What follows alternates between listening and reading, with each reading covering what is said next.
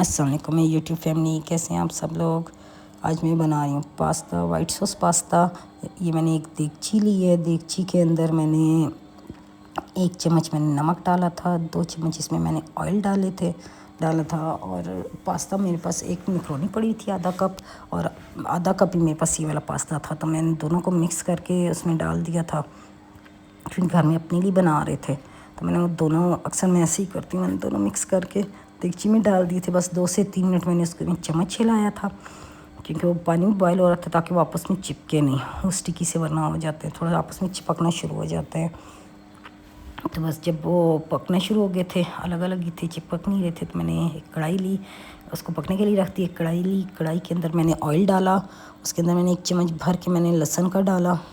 उसको हल्का सुनहरा होने तक भूनना है, गोल्डन होने तक। हल्का हल्का कलर इसका गोल्डन आना स्टार्ट हो जाए तो इसको ज़्यादा गोल्डन नहीं करना, ना जलाना है इसको। मेरे से तो ऐसे अक्सर हो जाते हैं। और इसके अंदर फिर मैंने कल चिकन मैंने रखा हुआ था बॉयल होने के लिए, कबाबों के लिए, और चिकन स्प्रेड बनाना था मैंने। तो वो मैंने फिर नहीं बनाया, क्योंकि छोटी तंग कर रही थी। तो मैंने उसी को, चिकन ब्रेस्ट को निकाला, रात को मैंने वो रखा था और फिर वापस मैंने फ्रीज़ कर दिया था। तो मैंने फिर उसी को निकाल के मैंने इसकी मतलब रफली से मैंने इसको कट किया था, और इसको उसके अंदर डाल दिया, लहसुन के अंदर कढ़ाई में। इसको 2 से 3 मिनट भून के इसके अंदर मैंने 1 चम्मच भर के बटर का डाला था। बटर से बहुत अच्छा टेस्ट आता है। स्टार्टिंग में डालना चाहिए था, जब लहसुन डालते हैं तब डालना चाहिए था मुझे, तब मुझे याद नहीं रहा था, तो मैंने फिर बाद में डाला था। अक्सर जल्दी में कम पुट्ठे होते हैं मेरे, मैं बड़ी जल्दी अपनी तरफ से कर रही होती हूँ ये वो, और कभी मेरे से क्या गिर रहा होता है, कभी क्या टूट रहा होता है। ये मेरे घर में बस ये मेरे साथ है। या मैं कोशिश करूँ कि कोई सो रहा है, कुछ उससे तंग ना करूँ, शोर ना करूँ, जान बूझ के बस। वो ये हिसाब होता है ना, बंदा जिन्नी कोशिश कर रहे बचन दी, मैं तो ना ही बजती हैं चीज़ें ठा ठा ठा। होता होगा आप लोगों में से भी किसी के साथ, मेरे साथ तो बहुत होता है ये। फिर जब चिकन हल्का सा सुनहरा हो गया, इसके अंदर मैंने 1 चम्मच भर के कॉर्नफ्लोर डाला था। एक साइड पे चिकन को करके और कॉर्नफ्लोर डाला था ऑयल में।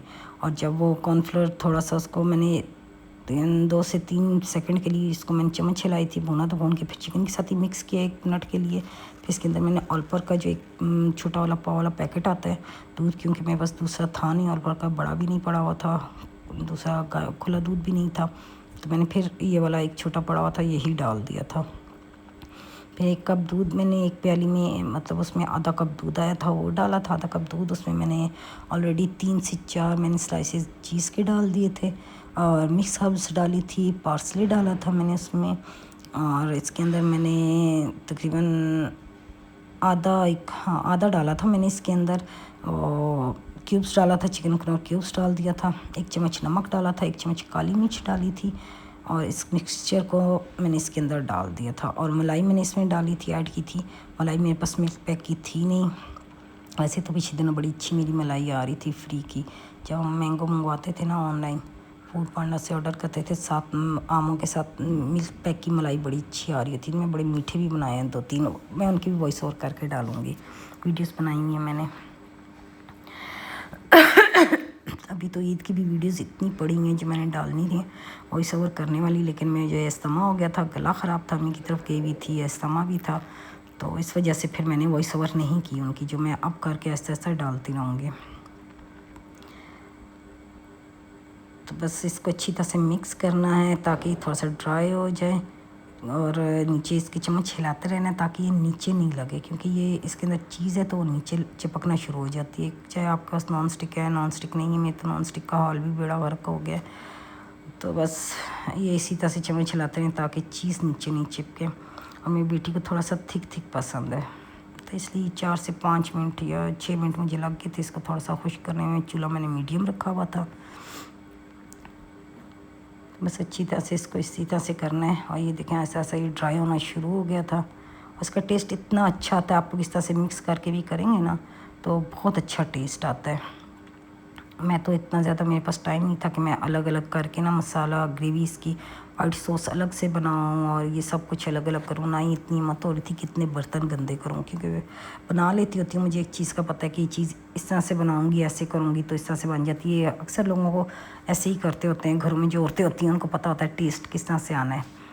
तो मैं तो जल्दी जल्दी में ऐसे ही बना देती हूँ, ये बेटी तो खा लेती शौक से। बस इसको अच्छी तरह से इसी तरह से आपने चम्मच हिलाते रहना है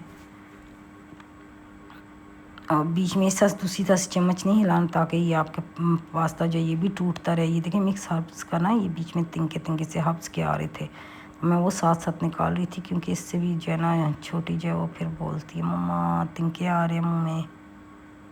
ये देखिए कितना अच्छा ये ग्रेवी इसकी बन गई। अब वाइट सॉस इसका ये रेडी हो गया। बस इसको अब मैं उतार लूँगी और ये आपका वाइट सॉस पास्ता जल्दी झटपट सा रेडी। आप लोग ज़रूर ट्राई कीजिएगा, एंजॉय करें। अल्लाह हाफ़िज़।